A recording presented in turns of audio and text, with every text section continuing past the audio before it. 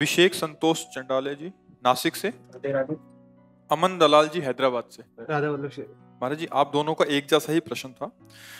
गुरुदेव, इनका भाव महाराज जी ये है कि अभी हम भजन मार्ग पे चल रहे हैं, कुछ समय से लहसुन प्याज आदि सब छोड़ दिया, वृंदावन आने का मन भी होता है, बट हमारे माता पिता कहते हैं कि हम संसार के हिसाब से 1-2 घंटा पूजा करें, भोगें, जीवन सही से व्यतीत करें, ज्यादा करेगा तो सन्यासी बाबा बन जाएगा आगे चल के।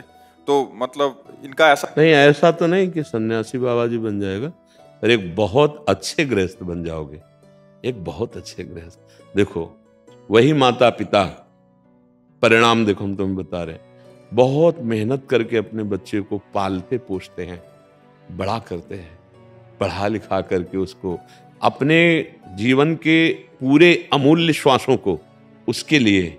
और अब वो बच्चा कभी शास्त्र नहीं पढ़ा, कभी सत्संग नहीं सुना, अब वो भोगों में इतना प्रवृत्त हो गया कि उसको बूढ़े माता पिता जहर लगने लगे। तो कौन टट्टी उठाएगा इनकी, कौन इनको खखार रहे, कौन बहू लेकर के अब वो घर में कष्ट पा रहे या घर से निकाल दिए गए। भक्ति जरूरी है, शास्त्र स्वाध्याय जरूरी। थोड़ा भी भक्त होगा कभी अपने माता पिता के साथ ऐसा नहीं कर सकता, थोड़ा भी उसे शास्त्र ज्ञान होगा कभी ऐसा नहीं कर सकता। ये जो माता पिता सिखाते हैं कि नाम जप नहीं करना, सत्संग नहीं सुनना, उनको परिणाम वही मिलेगा। वही बच्चा जब रजोगुणी हो जाएगा, उसकी बुद्धि में संस्कार ही नहीं है, उसकी बुद्धि में धर्म ही नहीं है, उसकी बुद्धि में शास्त्र ज्ञान ही नहीं, अब उसको भय किसका? अब वासनाएं जब फंसा लेंगी तो उसको अच्छा नहीं लगेगा कि बुड्ढा खखार रहा है दरवाजे पे। एक पढ़ लिख करके विशेष पद में पहुंचे, ये कोई हम कथा नहीं सुना रहे, ये घटना सुना रहे। और गांव के उनके पिता थे, बहुत मेहनत करके उनको, तो जब वो पहुंचे तो अपने मित्रों के साथ उनकी पार्टी चल रही थी। जब वो गए तो ना उठा ना पैर छुआ और कहा हाँ कैसे आए। वो देख रहा है, नहीं बच्चा आप मिलने आए। तो उनके जो मित्र थे वो इशारे से पूछे कौन? बोले हमारे घर का नौकर है, वो काम करता है। वो देखे ऐसे हुए और वापस आ गए। ये पार्टी में बेइज्जती हो जाएगी, बूढ़ा बाप गांव का कपड़ा पहने आया है। तो क्या कहा मित्रों से, घर का हमारे नौकर, मतलब हम इतने बड़े हो चुके हैं कि अपने पिता को उठकर सम्मान नहीं किए। ये मूर्खता है कि ये विद्या है, विद्या विनयम ददाति, पढ़ लिख कर विनय आता है। ये कब आएगा? जब आप सत्संग सुनोगे, शास्त्र स्वाध्याय करो, थोड़ी भी भक्ति होगी। कोई सहृदय अपने माता पिता को ऐसा नहीं कर सकता है। आज हमारी नई समाज ये बहुत बड़ी हानि कर रही। अपने पूज्य जिनको इस समय दुलार करना चाहिए भगवान की तरह, अब वो ना वस्त्र धो सकते हैं, ना उठ के वो चल सकते हैं। हमारा कर्तव्य क्या बनता है? ब्याह करवा दिया, सारी व्यवस्था करा दी, अब वो जा रहे हैं हॉलैंड इंग्लैंड घूमने, वहीं अपनी नौकरी कर रहे हैं। वो बुढ़े माता पिता आस लिए बैठे, अब कोई साथ देने वाला नहीं। ये क्यों हुआ? क्योंकि लड़के के दिमाग में केवल आधुनिकता है, अध्यात्म नहीं है, भक्ति नहीं है, थोड़ा भी भाव नहीं। आदर्श कैसे आएगा? स्वयं भगवान प्रातः काल उठ के रघुनाथा, मात पिता गुरु नामई। कितने लोग अपने बूढ़े माता पिता के पैर छूते हैं? कितने लोग? विचार करके दो। वही जो सत्संगी है, जो नाम जापक है, जो शास्त्रों का स्वाध्याय, वही कर, दूसरा नहीं करे। क्या हालत हो रही है हमारे समाज की। तो बच्चा ये नहीं है कि भक्ति करना केवल सन्यासी बन। कितने बन रहे सन्यासी?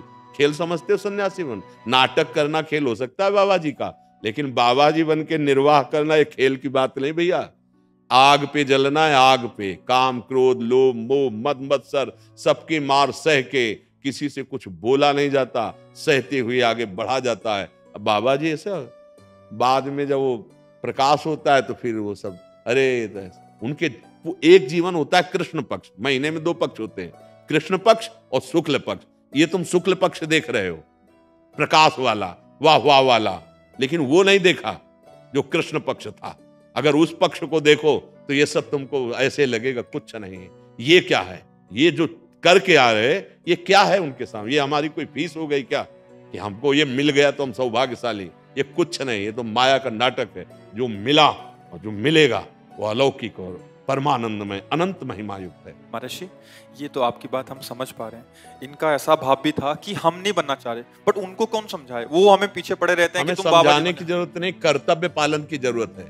माता पिता को भगवान समझकर उनकी शरीर सेवा करनी है, लेकिन उनकी वो आज्ञा पालन नहीं करनी है जिससे हम धर्म भ्रष्ट हो, जिससे हमारा संसारिकता का ऐसा प्रभाव बढ़े कि हमारी भगवत भावना उन्हीं से नष्ट हो उनकी जाए। मानसिकता ऐसी बन गई है कि ये अगर ज्यादा भक्ति करेगा तो हमें छोड़ के अच्छा, चले जाएगा। ज्यादा भक्ति का मतलब हम कह रहे हैं दिखावे क्यों करो?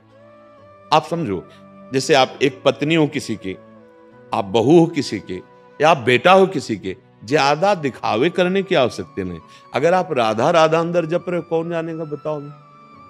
आपको 10 मिनट, वो कह रहे हैं घंटा 2 घंटा कर लो, अरे बहुत बड़ी कृपा कर दी।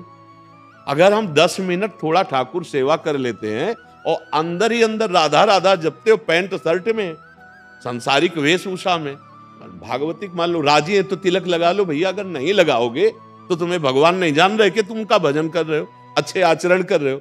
हमें लगता है कि अपने परिवार का मानसिक बैलेंस ठीक करने के लिए अगर वो विरोध करते हैं, बाहरी जो हम ज्यादा फैलाव कर रहे हैं, उसे नहीं करना चाहिए। सत्संग सुनना है तो कान में वो लगाए हो, तो फिल्मी गाना सुन रहे हो कि सत्संग सुन रहे हो, क्या पता किसी को है? हाँ, आपको बताना नहीं सत्संग सुनो। अगर उनको विरोध है, ज्यादा सत्संग सुनेगा तो बाबा जी न बन जाए, तो आपको बताना थोड़ी कि क्या सुन रहे हैं। हमको अगर वास्तविक भक्ति करनी है तो सच्ची मानो लंका में रहकर भक्ति की विभीषण जी ने, जहां घोर निशाचर, कहीं कोई एक भी सपोर्ट करने वाला नहीं, एक भी कोई सपोर्ट करने वाला नहीं विभीषण का, वहां वो महान भक्ति कर गए। तो हम अपने घर में रह के भक्ति नहीं कर सकते? हम बिल्कुल नहीं दिखावा करेंगे। कहे त्रिलोचना मुक्ते राम समान जी, हाथ पांव कर काम सब चीत निरंजन नाम। हाँ, अगर हमारा बिल्कुल सत्य बात, अगर हम पवित्र आचरण कर रहे हो, नाम जप कर रहे हैं, तो हम कौन जान पाएगा कि स्थिति कहाँ है? पर अगर हम बाहरी दिखावा करें तो उनको तो लगेगा कि सन्यासी हो जाए लड़का। पर हम ये कहते हैं सन्यासी होना कोई खेल नहीं है। ऐसे कभी कोई कदम बढ़ा भी मत देना, क्योंकि उसके लिए जो चाहिए वो जब होगा तभी साधुता सफल होती है। नहीं तो अगर हम देखी देखा या ऐसे सुन सुना के, तो फिर निर्वाह नहीं हो पाएगा।